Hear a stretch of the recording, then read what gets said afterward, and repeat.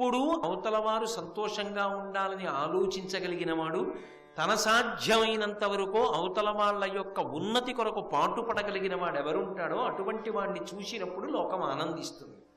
శంతన మహారాజు గారి యొక్క జీవితం కూడా అటువంటిది. అందుకే సంతతార్థదాయి శంతనుండు.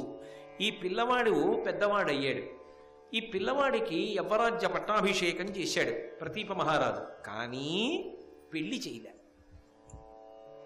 ఏం చేయాలి? న్యాయానికి కొడుక్కి పెళ్లి చేసి తపస్సు కోసం అని చెప్పి వానప్రస్థాశ్రమానికి అరణ్యాల్లోకి వెళ్ళిపోతారు. కానీ ఇక్కడ విచిత్రం ఏమిటంటే కొడుకుని యవ్వరాజ్య పట్టాభిషేకం చేసి కూర్చోబెట్టాడు. అంటే మీరు ఇక్కడ ఒక్క విషయాన్ని గమనించాలి. ఎంత గొప్పవాడు కానివ్వండి, ఎంత అంతఃపురాల్లో ఉన్నవాళ్ళు కానివ్వండి, ఎంతంత భోగభాగ్యాలు అనుభవించిన వాళ్ళు కానివ్వండి, ఒక వయసు వచ్చిన తరువాత మాత్రం అన్యవ్యాపకాన్ని అంగీకరించేవారు కాదు. ఇక కొడుకు తనంత తాను నిలబడగలడు అంతే. ఇంకా ఉన్న ఓపికంతా ఎక్కడ వెచ్చిస్తావు? మరప్పుడు నీ జన్మ ప్రయోజనం ఏమిటి? జీవుడు ఏమైపోతాడు? అందుకే జీవ ప్రయోజనం అనేటటువంటిది అత్యంత ప్రధానం. ఇవాళ నువ్వు ఒక స్థానంలో ఉన్నావు, భర్త ఓ స్థానం, తండ్రి ఒక స్థానం. నీ ఓపిక ఉడిగిపోయే వరకు సంపాదిస్తూ కూర్చో. నీ ఓపిక ఉడిగిపోయి ఊపిరి ఆగిపోతే పంచుకునే వాళ్ళు ఉంటారంతే. నిన్ను ఉద్ధరించేవాడు ఎవడుంటాడు? ఓపిక అయిపోయాక ఏం చేస్తావు? ఈ శరీరము ఈశ్వరుడిచ్చిన గొప్ప వరం. ఈ శరీరంలో ఓపికంతా ఉడిగిపోయి చేయడానికి ఏమీ లేనప్పుడు ఏం చేసుకుందాం అనుకుంటున్నావు? దేనికోసం? ఆ సంపాదన మీద వ్యామోహం. ఎందుకంత వెర్రి? ఎన్నాళ్ళు సంపాదిస్తావు? నీ జీవుడి గురించి నీకు ఆలోచన ఉండక్కర్లా? ఇది తెలియక మాట్లాడడం హ్రస్వదృష్టి, ప్రాపంచిక దృష్టి. అది తెలిసి మాట్లాడడం ఉండవలసిన సహేతుకమైన దృష్టి. అందుకే తన జీవుడి గురించి తాను ఆలోచించుకునేవారు.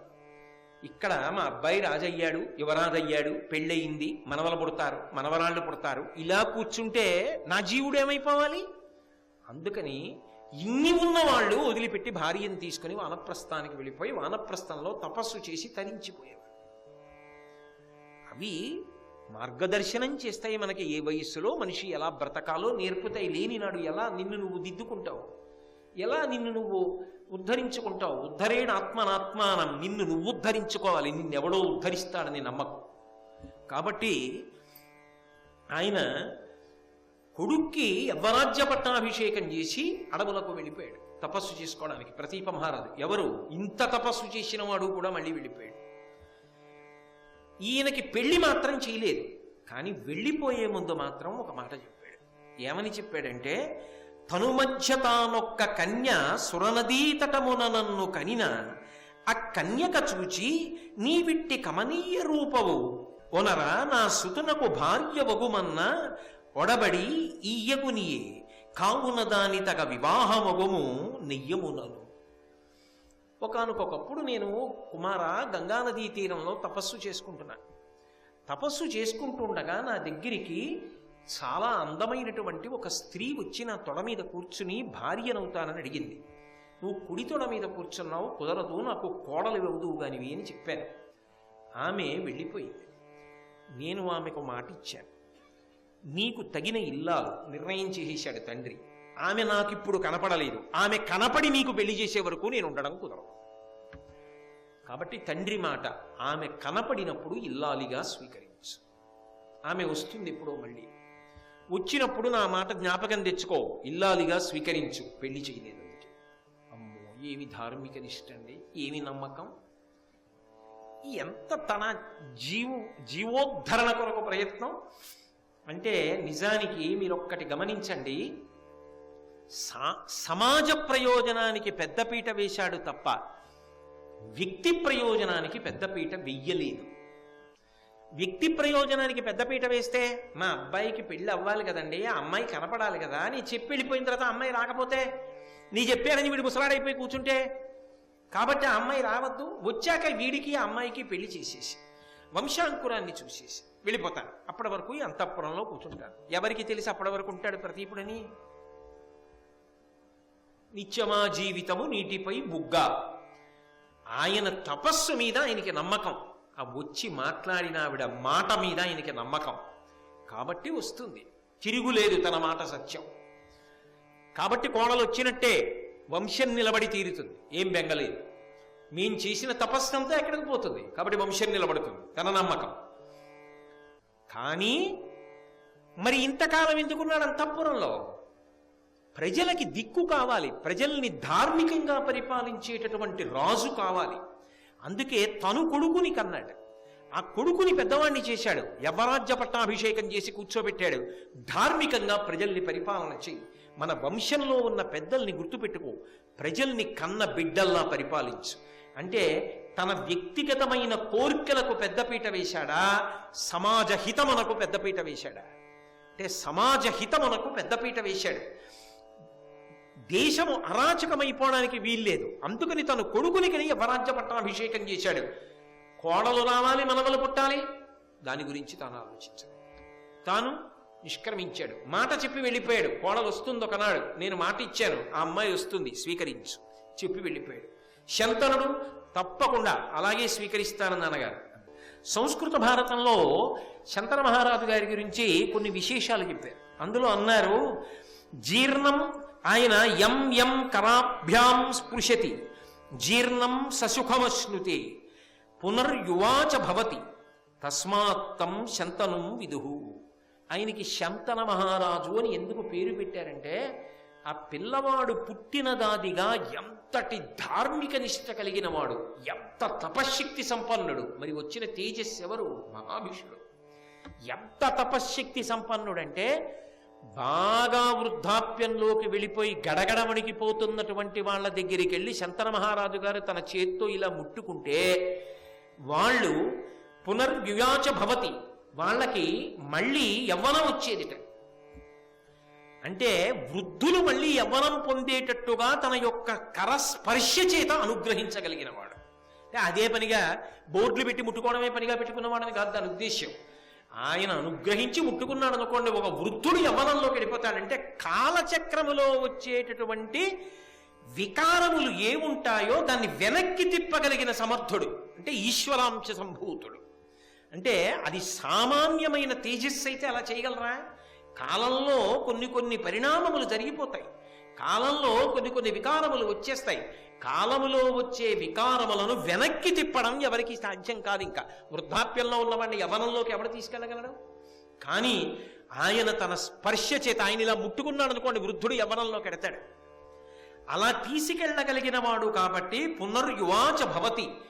ఎలా అంటే యం కరాభ్యాం స్పృశతి, తన చేత్తో ముట్టుకుంటే చాలా అలా అనుగ్రహించగలడు. అలా ఇవ్వగలిగిన శక్తి కలిగిన వాడు కాబట్టి శంతన మహారాజు అని పిలిచారు. అసలు నిజానికి యవ్వనంలో ఉండగా ఏ అనురక్తితో ఉండాలో ఆ అనురక్తి కన్నా ఈ ఓపిక భగవత్ శక్తి కోసం భగవంతుని అనుగ్రహానికి ఉపయోగించాలని భార్య సునందాదేవి, ప్రతీప మహారాజు కూడా అంత తపస్సుకి పుణ్యక్షేత్ర దర్శనానికి ఉపయోగించి, అయ్యో రాజ్యం కోసం సంతానాన్ని పొందాలి కదా అని వృద్ధాప్యంలో కొడుకుని కన్నారు. కాబట్టి శాంతస్య యజ్ఞే సంతానస్తస్యాత్ సశాంతను, ఆయన పరమ ప్రశాంత చిత్తులైపోయి వృద్ధులైపోతూ ఉండగా ప్రతీప మహారాజుకి సునంద మహాదేవికి పుట్టినటువంటి వాడు కనుక శంతన మహారాజు అని పిలవబడ్డాడు. ఈ రెండు కారణముల చేత శంతనుడు అని పిలవబడ్డాడు. శంతన మహారాజు గారి గొప్పతనం ఏమిటంటే, మిగిలిన రాజులందరినీ గెలిచి చక్రవర్తి కావడం కాదు, నీలాంటి చక్రవర్తి ఉంటే మేము ఎంత గొప్పగా ఉంటామో అని రాజులందరూ వచ్చి స్వచ్ఛందంగా ఇన్ని చక్రవర్తిగా పట్టాభిషేకం చేశారు. అఖండ భూమండలాన్ని అలా పరిపాలించాడు శంతన మహారాజు, అంతటి గొప్పవాడు. అటువంటి శంతన మహారాజు గారు ఒకనాడు గంగానదీ తీరానికి వెళ్ళాడు. వేటాడుతున్నాడు. ఏదో ఉన్మత్తతతో చేసేది కాదు, క్రూర మృగముల సంఖ్య పెరిగిపోయి అవి గ్రామాలలోకి పట్టణాలలోకి ప్రవేశించి జనపదాల్ని నశింప చేయకుండా, సాధు జంతువుల్ని హింసించకుండా ప్రభువులు పూర్వం ఏం చేసేవారంటే కొన్నిటిని నిగ్రహించేవారు, కొన్నిటి సంఖ్య తగ్గించేసేవారు. దానితో పాటుగా తమ గురి చూసి కొట్టగలిగిన నైపుణ్యాన్ని పరిశీలించుకోవడానికి కూడా అదొక అవకాశంగా ఉండేది. అందుకే వేటాడేవారు. అలా వేటాడడం కోసం వెళ్ళాడు శంతన మహారాజు గారు. వెళ్ళి గంగానదీ తీరంలో అరణ్యాల్లో వేటాడాడు. వేటాడి ఒక చోట కూర్చున్నాడు. కూర్చునేటప్పటికి ఆయనకు ఒక స్త్రీ కనపడి ఆయన చూసి వెంటనే ఆలోచన చేశాడు. ఈమె దేవకాంతయ, రాక్షసకాంతయ, పన్నగకాంతయ, గంధర్వకాంతయ, ఈమె మనుష్యకాంత మాత్రం కాదు. ఎందుకంటే మనుష్యలోకంలో ఇంతటి తేజోంశ సంభవులైనటువంటి వ్యక్తులు ఉండే అవకాశం ఉండదు. ఈమె గొప్ప స్వభావంతో గొప్ప తేజస్సుతో కనపడుతోంది అని ఆమె యందు అనురక్తుడయ్యాడు. ఆమె తిన్నగా నడిచి దగ్గరికి వచ్చి నిలబడింది. చెప్పాడుగా ప్రతీప మహారాజు. వచ్చి ఆమె ఒకటే మాట అంది, ఏమీ చెప్పలేదు తన గురించి. అదే ప్రతీప మహారాజుకి అయితే చెప్పింది, నేను జాహ్నవిని అని చెప్పింది.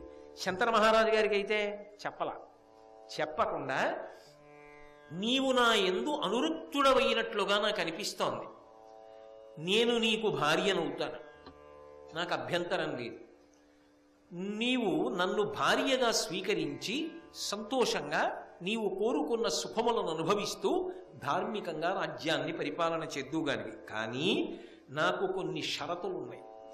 ఆ షరతులకు నువ్వు అంగీకరిస్తేనే నేను నీకు భార్యనవుతాను. ఏమి షరతులని అడిగాడు ఆయన. ఆయనకి ఒకలా వినపడుతుంది, ఎందుకంటే అప్పుడు మంచి అనురక్తుడై ఉన్నాడు కదూ. అందుకని ఆమె మాటలు అంత త్రోసిపుచ్చవలసినవిగా ఆయనకి అనిపించలేదు పాపం. ఆమె పెట్టిన మొదటి షరతు ఏమిటంటే, నేను ఏది చేసినా నువ్వు అంగీకరించాలి. ఇది ఎందుకు చేశావు అని అడగకూడదు.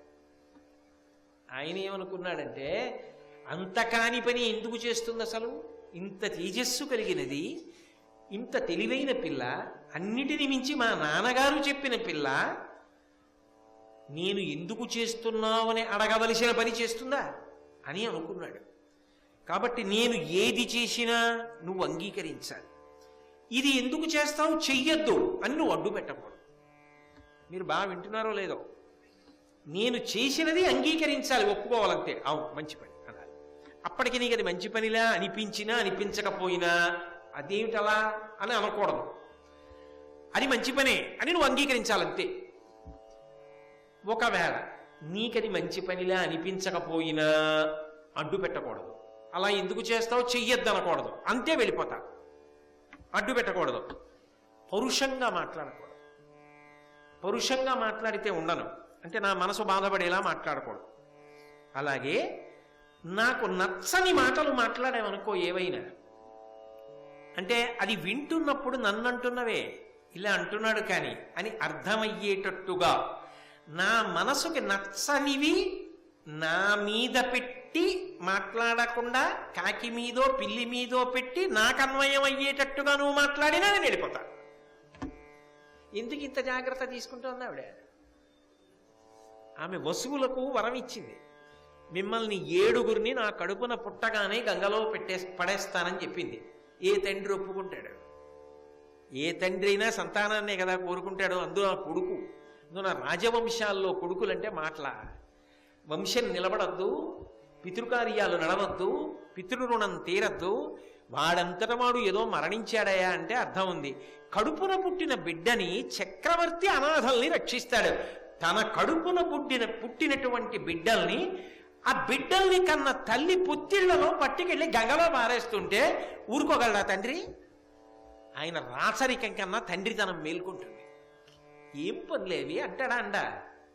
అంటే వెళ్ళిపోతా. అంటే ఇప్పుడు నా యందు అనురక్తి ఉంటే, అసలంటూ ఉంటే వడ్డీ ఉంటుంది. ఇంకో కొడుకు పుడతాడేమోలే, పోన్లే ఊరుకుందాం అని ఊరుకోవాలి. ఆ 7 నేను ఇచ్చిన వరం పూర్తయిపోవడానికి ఈ మాట అడ్డు పనికొస్తుంది. ఎంతకాలం పనికొస్తుంది అంటే ఈశ్వరి ఇచ్చ వరం పూర్తయ్యే వరకు పనికి రావాలి. ఆమె తన కార్యము సఫలమవడానికి వీలైనటువంటి రీతిలో షరతులు పెట్టి శంతన మహారాజు గారికి భార్య అయింది. తెలుగు భారతంలో అయితే పెండ్లాడాడు అనే ఉంది. వివాహం చేసుకున్నాడు, పెండ్లి ఆడి అని రాశారు రన్నయ్య గారు. భార్యగా పెండ్లాడి స్వీకరించాడు. నేను సత్యవతీదేవిని మాత్రమే పెళ్లి చేసుకున్నాడు శంతన మహారాజు అని తెలుగు భారతాన్ని బట్టి చెప్పడం కష్టం. పెండ్లాడి ఆమెతో సంతోషంగా జీవనం చేస్తున్నాడు. మళ్ళీ వెనక నుంచి ముందుకు ఒకటి గుర్తు తెచ్చుకోండి, ఇప్పుడు ఆమె మనుష్యకాంతగా ప్రవర్తిస్తుంది. ఎందుకని? మహాభిషుడు అక్కడ దేవలోకంలో ఉన్నవాడు మనుష్యుడిగా వచ్చాడు బ్రహ్మశాపానికి. ఈమె కూడా మనుష్యకాంత అయితే తప్ప మర్త్యలోకంలో వసువులు పుట్టే అవకాశం లేదు మనుష్యులుగా. అప్పుడు కానీ వశిష్ఠ శాపం తీరదు. తాను అనుకున్నది కూడా పూర్తయిపోతుంది. మహాభిషుడు తన యందు అనురక్తుడయ్యాడు, ఆయన కోరిక తీర్చేసింది. ఇన్ని జరిగిపోవాలి అంటే తాను కూడా మనుష్యకాంతగా మారిపోవాలి. అందుకే ఒక నదిగా ప్రవహించగలిగినది, నదికి అధిష్టాన దేవత అయినది, ఒకనాడు బ్రహ్మసభలో దేవకాంతగా నిలబడినది, ఇవాళ మనుష్యకాంతగా నిలబడి శంతన మహారాజు గారితో కలిపి ధార్మికంగా సంతోషంగా జీవనం చేస్తాడు. వాళ్ళ యొక్క అనురాగ ఫలంగా ఒక కొడుకు పుట్టాడు. ఆ కొడుకు పుట్టినప్పుడు ఎంత సంతోషంగా ఉంటుందండి, ఏ తండ్రికైనా ఆనందమే కదా. అందుకే కొడుకు పుట్టాడనగానే అందులో అంతఃపురంలో ఎంత సంబరం, బా కొడుకు పుట్టాడని రాజ్యం అంతా ఎంత సంబరం. ఈమెకి తెలివచ్చింది. ఆ నెత్తుటి గుడ్డు ఆ పిల్లవాడిని చేత్తో పట్టుకుంది, తిన్నగా నడిచి వెళ్ళి గంగానదిలో పారేసి తిరిగి వచ్చి ఏమని అడిగితే ఎవరు అడగాలి? ఊళ్ళో వాళ్ళు అడిగే సంసారం కాదది, రాజుగారి భార్య, రాజుగారు అడగాలి. ఆయన భర్త, దైవం అన్నీ ఆయన అడగాలి. ఆయనే అడగలేదు. ఎందుకు అడగడం? ముందే షరతు పెట్టిందిగా, నాకు ఇది నచ్చలేదనకూడదు, నువ్వు అడ్డు చెప్పకూడదు, నా మనసు పట్ల గాయపడేటట్టుగా పరుషంగా మాట్లాడకూడదు, నా మనసు బాధపడేటట్టు ఏమీ ప్రసంగం చేయకూడదు. అందుకని అన్ని విధాలుగా తలుపులు వేసేసిందిగా. ఆయన దీనన్నింటికీ పర్యవసానం ఏమిటి? మౌనంగా ఊరుకున్నాడు. ఇంకా ఏం చేయగలడు? నిశ్శబ్దంగా ఊరుకున్నాడు. తర్వాత రెండో కొడుకు పుట్టాడు, మళ్ళీ పట్టుకెళ్ళి గంగలో బారేసి ఇలా 7 కొడుకులు పుట్టాడు. 7 కొడుకుల్ని పుట్టిన వాళ్ళని పుట్టినట్టే పట్టుకెళ్ళేది, గంగలో పడేసేది. లోకానికి మాత్రం ఎంత బాధాకరంగా కనిపిస్తుంది ఆ సన్నివేశం. అసలు ఇటువంటివి దినపత్రికల్లో చదివినా ఎక్కడైనా విన్నా కూడా మనసుకి ఎంతో క్లేశంగా ఉంటుంది. ఏమా ఈ ధూర్త చేష్టితాలని. అటువంటిది మహానుభావుడు శంతన మహారాజు గారికి పుట్టినటువంటి బిడ్డల్ని గంగమ్మే పట్టుకెళ్ళి అలా పారేయడం ధూర్త చేష్టితంగా అనిపిస్తుంది. కానీ మీకు అనిపించదు. ఎందుకని అంటే దాని వెనక నేపథ్యం మీరు విన్నారు కాబట్టి నిజానికి వాళ్ళకి శాప విమోచనం అయిపోయింది. అంతే వశిష్ఠ శాపం, వాళ్ళు వెళ్ళిపోవాలి దేవతా పదవుల్లోకి మళ్ళీ. అందుకని వాళ్ళని 7 పట్టుకెళ్ళి గంగలో పడేసి ధర్మ సూక్ష్మం అంతే అక్కడ. మరి ఇప్పుడు ఆ తరువాత 8వ కుమారుడు పుట్టాడు.